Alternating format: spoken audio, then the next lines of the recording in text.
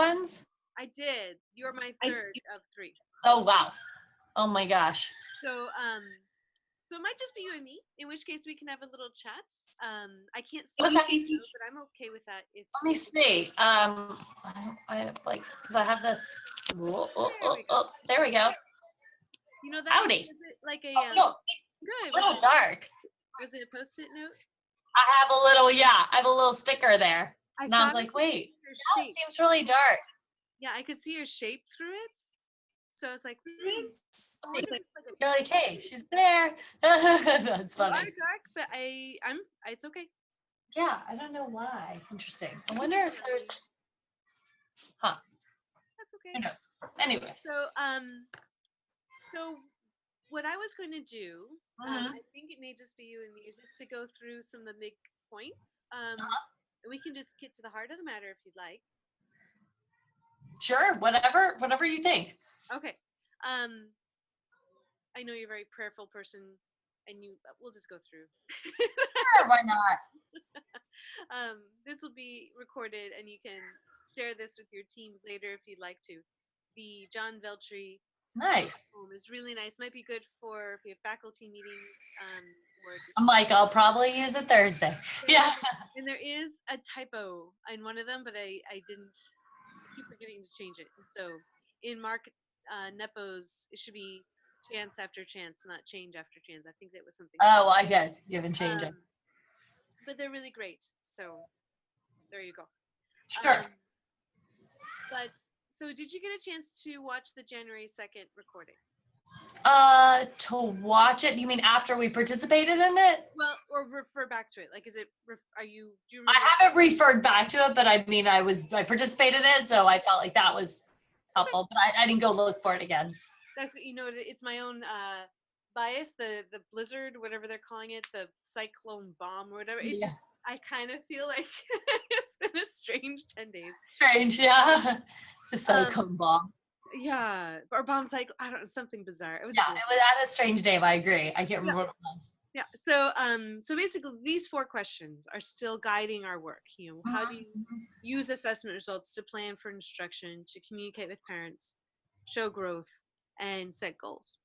So in the other, and we also referred, what does language proficiency actually mean? I know you're well versed in that.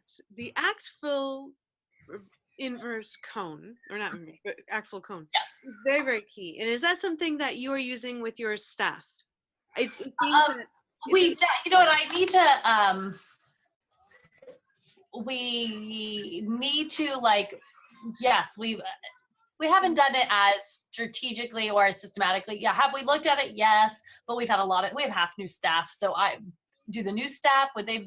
Probably not. I think we've done a lot of PD, but because of turnover, you're kind of always restarting. So I would say some people know what that is. Some people don't. It's something we definitely need to revisit. Well, it's interesting. We have such a variety of its use across the network. Christina Ludis, who's very involved with ACTFL. Yeah. All the time. Bridget uses it all the time. They're both involved with ACTFL. Some of our other schools don't use it at all. So it might be, even if you're not using the actual tests.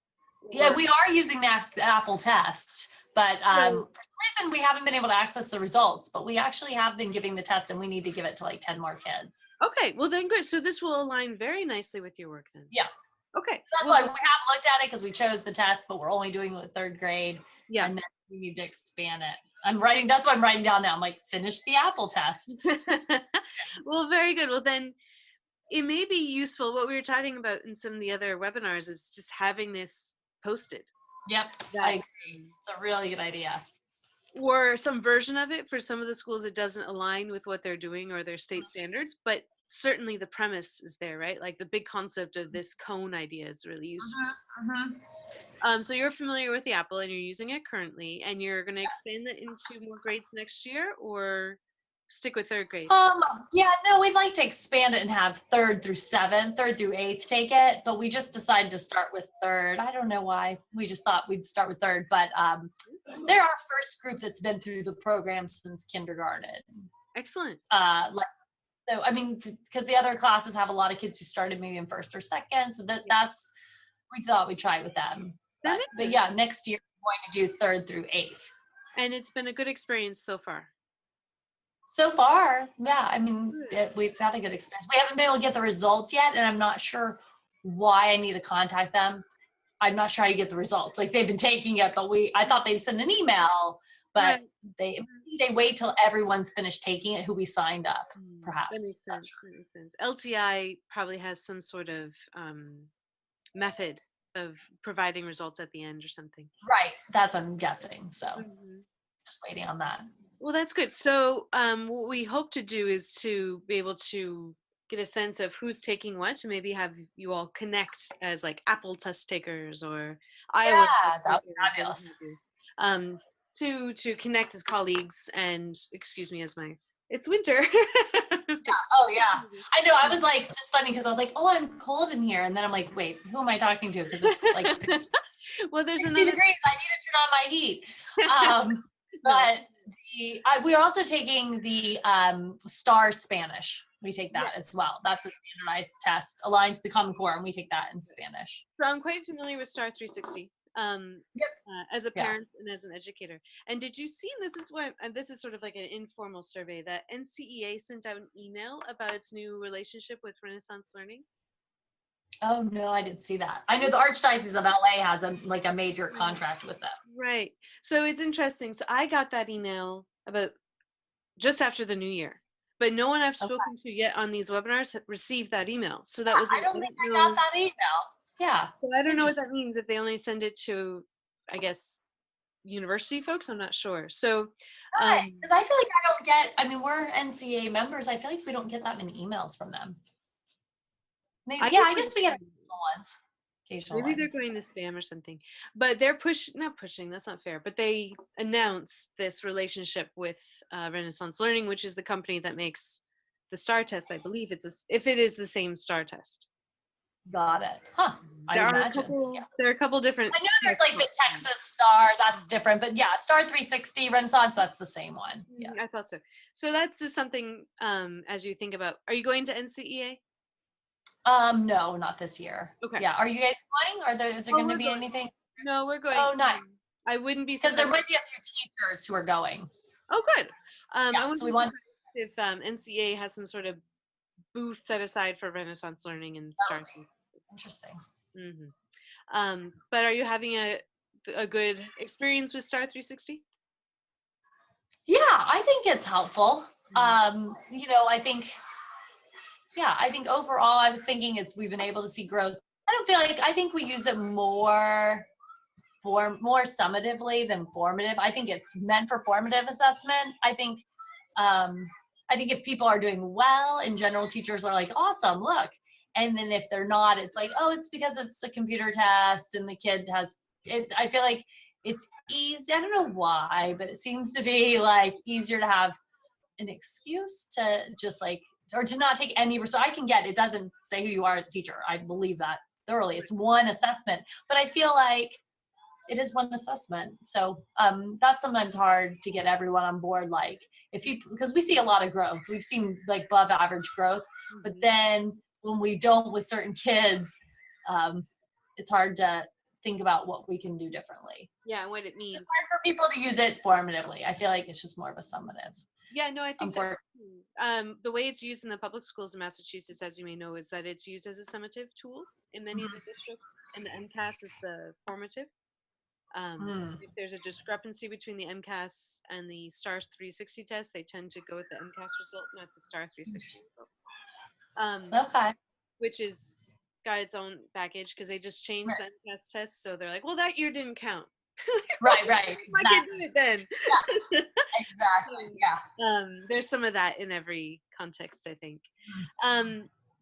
You may be one of the few schools using STAR 360 right now, by the way, but I think that's about to change. So we'll see. Yeah, I think Academy. Risen Christ was looking into it when I saw them at Twin last year. Yeah. They are considering it, and they're doing a few other things at the moment.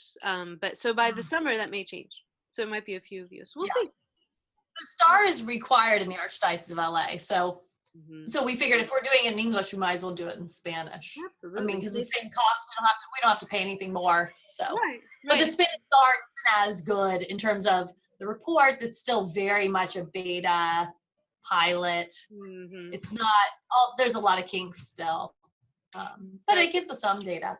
It's something to compare, right, to other Yeah. things. So this backward design, you already are doing that if you're talking about 3rd through 8th grade going forward. And we had a brief discussion the other 2 webinars about literacy goals versus speaking goals. And to that end, this grid that comes from Bridget Yaden up in Tacoma, but based on the Utah model, I think can be quite useful. And we had some back and forth with the different participants about how they would use it in their schools and whether it's useful for them. I mean, this is using the ACTFL measure or ACTFL levels. Is this something that you are using currently, this kind of grid? Yes, and what we have is we borrowed and basically did not change what St. Matthew's did, which I'd have to pull it up to see how close it is. Right, so this that's fairly similar. Yeah, so it's the same ACTFL origins for both, because of Christina Lettuce and Bridget Yaden. So I think it can be useful. There's some discussion whether these is moving too fast or too slowly, but I think there's value in it. With some of the schools, they were talking about adding the preschool and kindergarten components to this, which is debatable depending on where the kids are developmentally, whether they're ready for holding the pencil even to write something. But I think definitely for like the listening and speaking, to get a sense of where the child is as like a base going into first, using those first 2 or 3 years as a base development time might be valuable. So Blanca from St. Matthew's actually was saying she would like to make this into like a poster and post it for the children and parents and anyone to come by, like, this is where we're going, this is like our roadmap. And I thought that was brilliant. And I do like kind of posting that, the cone, that just really, I'd like to do more with this. That's something we haven't done enough. And I think you can see it, wherever you focus. Like we focused on writing, and you can see our writing is pretty good. Reading comprehension, our reading, like I would say our reading, like we would have higher goals. Like our reading is by far higher than our speaking here in All Souls. If I were to give some anecdotal like assessment, just like by walking around, I think our kids can read at much higher levels. And it's because we haven't focused on it, to be honest. Well, and I think that's true anywhere. It's true. And that's why these mandates coming from the diocese in different places can be beneficial or detrimental, depending on what they make the focus, because then you have to focus on that. And if you're thinking about making something like this, Mariela Rodriguez was saying that it would be really good to tie this into the colors of the ACTFL cone, which I think would be visually very helpful to see the connection between the two, make it really obvious. I really also just see progress, so you can see where this novice mid fades out, and then novice high, so forth. So I think that's a really good idea of color coding that. And one second, I need to send this text because somebody just asked something.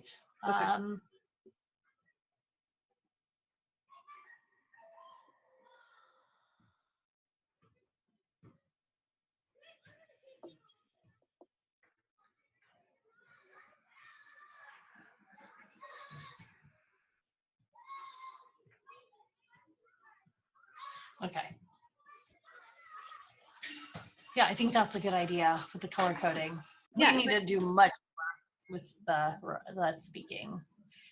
It's a harder one to measure in some ways, because of the children's age and the tools available. So that's a trickier one. And it was also considered difficult. Some folks were saying listening, that they know they could do it, right? But it's a little more time consuming and not as obvious, unless you make it very straightforward, depending on the child's age, how well are they listening, how much are they comprehending, because it's really a comprehension question. So it was interesting, and I think that what we'll find when we come together as a group for the academy is that these are things that we'll need to dig into a little bit.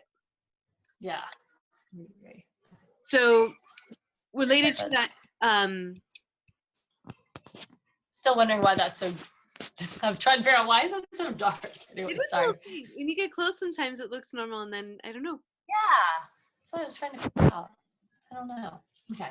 Well, at least I can hear you. And that's Yeah. most important. So, communicating with families. Do you send the like Star 360 reports or some version of them, say, to the parents, like, or do you give it to them in teacher conferences? We give them to them in teacher conferences, and then we send we give it 4 times, but I think we send results home 2 to 3 times. We don't send them every single time, but we send the second reporting period, which shows the first and second. So hopefully we see growth. And then we send home the report, I think the 4th period. So that's the end of the year. That makes sense. And Yeah. your parents, what do they respond best to? You know, those examples that Bridget showed last time were pretty detailed. Is that something that works well with your parents? We have others that find One that. second. Sure. Gabrielle is here. Hold on. Gabrielle. Let's see. Hello. You can come say hi to Mary Bridget. Oh, hi again, Mary Bridget. Hello. over how here. are you? Here. Hello. How are you? Good. How are you? I'm well, thank you. How's the book club going? The Twin CS book club. I'm about to No. announce our next books. So we finished our first one, and we're starting our second half. Oh, what's the second half? Well, these will be officially announced. I'm trying to do like a soft opening. Okay, we get the Oh, inside okay. scoop. All right. Well, Um, keep me updated. Oh, let's see. Let's see. Okay, teaching for biliteracy. I think we have that. Oh, one, nice. maybe. Okay. Okay. I have to look. That's why Yeah. this is why I'm trying to tease it and see. Like everyone said, "Oh, that looks familiar." So Yeah, hopefully we have I it. have that. Yeah. Okay. Pretty classic. Oh wait, I don't have that. Okay. Yeah. well, I thought. Do you get the update from the blog or from emails for the book club? Do I get the? What do you mean with the update? I'm sorry. Like for people to like talk about the book club? Are you guys on PBC Guru? Like the I know BC uses PBC Guru because I use that for with the Carroll School. Are you guys using that as well for like? We talk about the books and we talk about the books in the webinars. Oh, on the webinars. Okay. All right. Mm-hmm. Since you just gave it, I was like, oh, you gotta say hi. Did I put the money? Oh, Well, here. if Oh, if yeah. goes, there's this one too. Oh, which is the other one? I don't know. Which is that one? Don't buy it. I got it from the library. Don't No, buy it. what? But Okay. it's a series of essays about home language in classrooms, and they're just really good and Oh. thought-provoking. And some are like 2 pages long, 3 pages long. Others a Oh, bit nice. longer. They are firsthand accounts of different language groups. So I'm trying to bring in non-Spanish. Right. So I'm going to send these as PDFs, I think. Okay. That That's sounds good. Yeah. So this is, yeah, don't. I mean, you can, of course, if you want to. It's very interesting. Yeah, that sounds good. Yes, but if you have this one, that's what I'm trying to like kind of find out. It seems like Teaching everybody. for biliteracy. I might have that at home. I don't have it here. Yeah, it's kind of a classic. I ordered my own copy just to have it from Amazon, and it costs like $14 or $15. It wasn't too bad. It Okay. smells horrible. I don't know why. I mean, oh. So other than that, it gives me a headache. Hilarious. But that's a plan for that. But and just in terms of communicating with your families, we have some schools, as you probably know, the families, many of the parents are not English speaking, so things have to be in Spanish. Others, there's a wide variety. So we do some in Spanish. We do some things in Spanish or Mandarin, but it is mostly English. Yeah. Most of our families like speak, at least one person speaks English. And then we do send out, like today we sent out some stuff in Spanish, and we'll just send it just to the families. We don't like just send bilingually to everyone. We'll just send it just to the families who we know want Spanish or Mandarin. Okay, that's interesting. That makes sense. Fabiola, you've met Fabiola at the academy. She was politely annoyed. She goes, I can tell when they send something home and it's been Google translated. It's not a real translation. Oh, right. Yeah, we don't do that. And so we had a little chat about that. But I'm sure you would not do that. None of our we don't do that. That's like our pet peeve. But sometimes I wonder, is it better to at least do that than to just do it in English? We just tend to go more in English. I'm not sure if that's the right answer either. You know? Yeah, which is the right path. Yeah. It's hard to know. Ironically, just something to think about. My kids' school in the little town we live in Central Mass has virtually no ELLs. Mhm. And of the ones they have, virtually none are Spanish speaking. Most is Hindi and Portuguese. Okay. But they send things home in Spanish. Interesting. I haven't been Okay. able to get through to What? them. I'm like, this is what I do for a living. I've researched this. I speak a couple Right, of right. This ain't gonna work. The Spanish is not helpful. Yeah, that's not helpful. Nice try. Yeah, the effort, they're trying. But so what feedback do you get from your students' families? Do they like having the information, or is it, because that's something else we're trying to get a sense of? It seems to be a mix about the testing, I mean. In terms of a mix of what the parents think, I mean, our parents in general really like the STAR. They like, because it's like hard data. Yeah, I think the most important thing about STAR is that it's detected some learning disabilities. In terms of didn't detect, but then it got us thinking and made some referrals. So yeah, I think the parents like it. I don't think anyone dislikes. They realize it's just one part. Right. So I guess what we were discussing the previous two webinars was that these assessments, hopefully the information that's sent to parents explains where the kid's going. Like, what is this all supposed to be leading towards? Yeah. And so there was some discussion about what is the hope for the child, that we hope that your child by the end of the year will be at novice mid, and what does this mean? Right. Or whatever the levels should be. So talking about how to take these like goals and package them for parents. Their interest. So it sounds like you have a really great handle on your different parent groups and their needs. So part of this also relates to the school's assessment plan. So I liked how Bridget organized this and how Katie and Chris are doing this. And please excuse my typo. I keep forgetting these typos until I see them again. Is there an assessment plan for the Spanish track and the Mandarin track? What are your? Yeah, we have. Let's see. I had it over here. Where's our little assessment plan? Look. At the beginning of the year, we come up with this assessment plan, and basically, see it. It's a little grid by month, and then so we have like report cards, STAR in English and Spanish, Fontes and Pinel in English and Spanish, writing. And see, as you can see, I didn't even put the oral language this year because I was like, I'll just be lucky if we get it done once. That was our goal, just to do it. Right. We started it in December. We're going to finish it. Now I'm like, I'm going to try to finish it by next week. This is inspiring me. So we do have a plan, and we just need to add the oral language, the very least, at that on a more regular basis. That's fantastic. Would you be interested in writing about that for the blog, or sharing that at the academy? Like our attempts at like a some sort of assessment plan. Sure. If you're comfortable. Yeah. I mean, can talk about our attempts and where we've learned and what we've tried to do.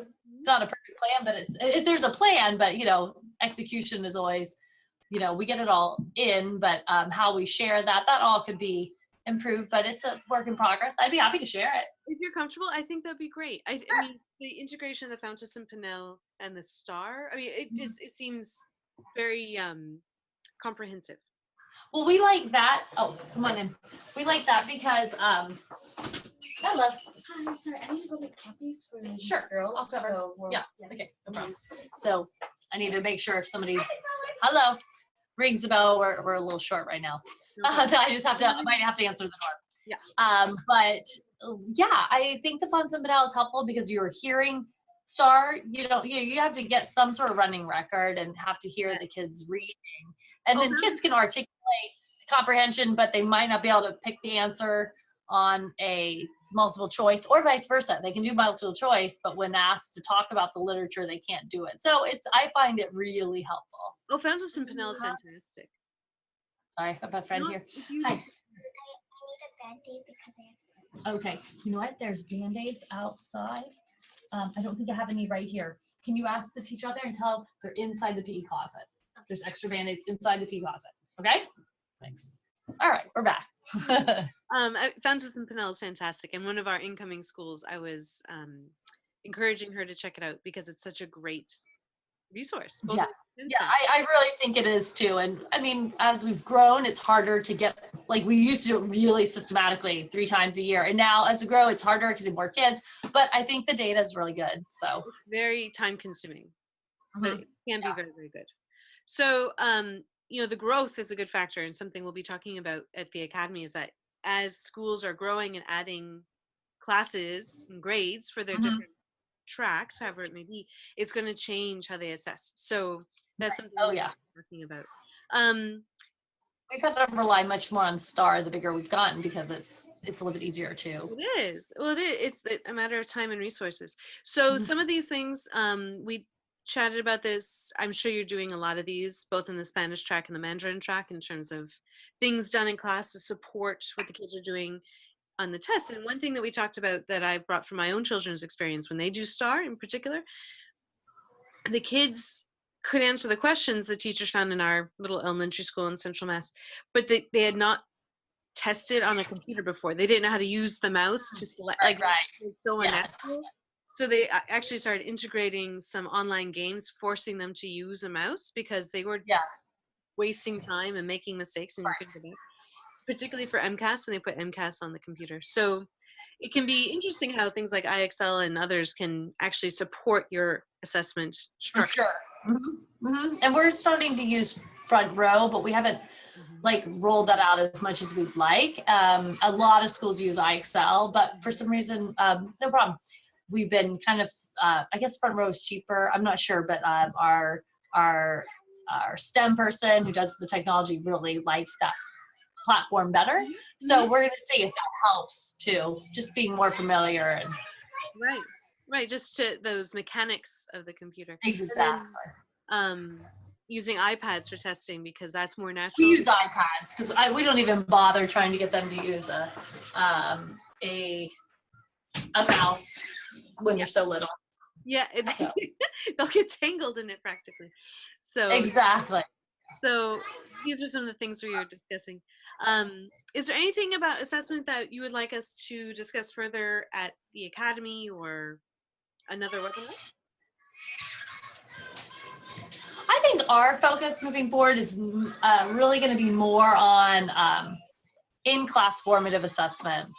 I think just how to take data on a daily basis is really where we need to go next. I mean, we look at this. I mean, I think most of even Fountas and Pinnell is really supposed to be formative, but I feel like we use it more summatively. That's how I feel like we've used a lot of our assessments on. So I think I really want to, how do you have a clipboard with the standard and kind of even just observational, like how do you get that data on a daily basis? Or for kinder, how do you know, just like, okay, that they have those short vowel sounds and we can move on. So we're trying to do guided reading groups, and that's where you can really see, but getting people to just take a few notes. Okay, I'm noticing like we have a very part-time literacy support person. She's just here 2 mornings a week. And she was saying, she goes, like half the kindergarten, I just noticed in doing, some reading with just, like they were really struggling with can and like, like for whatever reason, they're just like want to say like for can, just like sight word things. And so I think, how do we help teachers kind of take note of those kind of, those trends in the classroom on a daily basis, I think would be, like exit tickets and just real quick 2-minute formative assessments at the 3rd and 4th grade. We've been working on that. Like, why are we waiting till the test? Shouldn't be the test. I was like, no one should be failing the test, or it shouldn't be a surprise because you've done daily, So those sort of things. Like, how do you help? I think that's where what we can really use a lot of. I think that's on. an excellent point. And actually, Christina Ladas is putting together a blog post about something like that in a way, classroom mapping, so that you can target, Exactly. whose skills are what, whose strengths are what. Exactly. So that you know really of what you speak. So that's, I think, makes a lot of sense. Right. Just some housekeeping items. So Summer Academy, as you know, is Sunday the 24th through the 28th. It's going to be at Babson at their Executive Conference Center. It's going to be a great facility for our purposes. The registration materials will be sent out in February. So be on the lookout for that. It's pretty much similar to what we've done in the past, but just to know it's coming. Any questions about that, by the way, before I? No questions. Looks good. Good. And the book club, like I said, I'm going to announce it in February. But do let me know if you have this. It'll give me a good sense. I want to use what everyone has, and I suspect everyone has this. I have to look. I think I have that at home, because I was like, I know I have that, but I just don't have it here. It was let's see. It wasn't. Didn't we use that a few years ago? Yes, and so I'm trying to bring it back. It's published in 2013.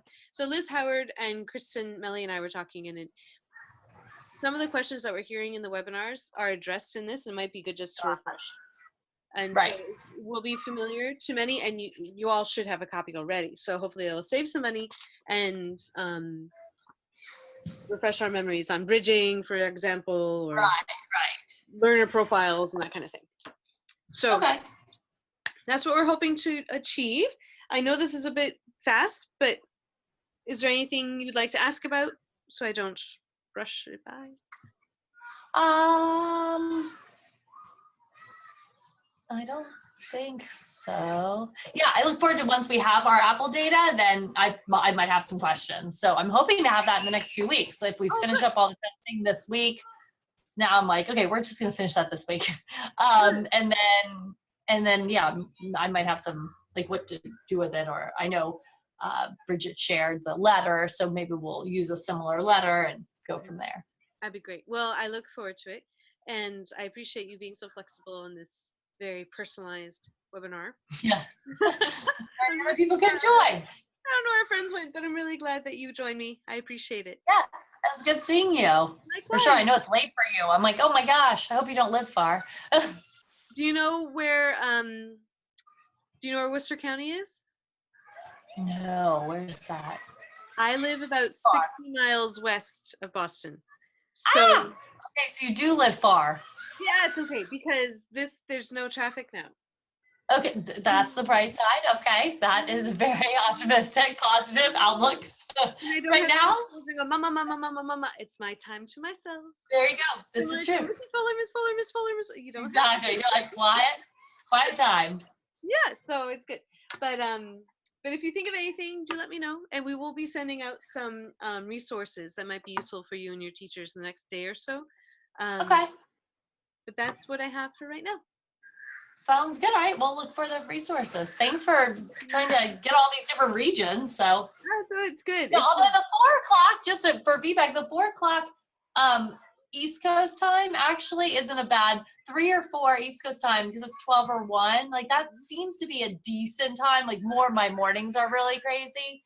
But like the after lunch, it seems to be okay. I mean, the times that I've missed is more because I was gone like the whole day, like at a all day meeting or something like that. So well, that's good to know. St. Matthew's teachers tend to jump on any webinar time in these regional ones that work for them. Well, right. And I haven't had my teachers, everyone, I think I don't know if everyone's just a big time commuter. So it would be very difficult to have any of my teachers staying till 4, because some of them have 2-hour commutes. So it's just like, I guess in LA, there's very few local people. And so for our school, so I feel like a 4 o'clock I'd be more likely to get teachers like during the day where I could find some coverage. Right. 4 is a little. So they can sign up for the East Coast time. That's perfectly fine. Got it. Okay, that's good to know. Yeah, that makes sense for you all. Okay, good. That makes sense. I don't know why I didn't think of that. I'm like, of course. Now you just have multiple options. Not a problem. And if Mountain Time would actually work better, let me know. Because as of right now, we don't have anybody in. I mean, St. Matthew's, but the teachers kind of do what they want. Yeah. If that would work better, but if Eastern works, they come join us in the Eastern time zone. Perfectly okay. Okay, sounds good. Well, that's what I've got. So All right. Well, it's Thank you good very seeing much. you. likewise. Say more. Thank you. All right. We'll talk soon. Take care. Bye. Bye-bye.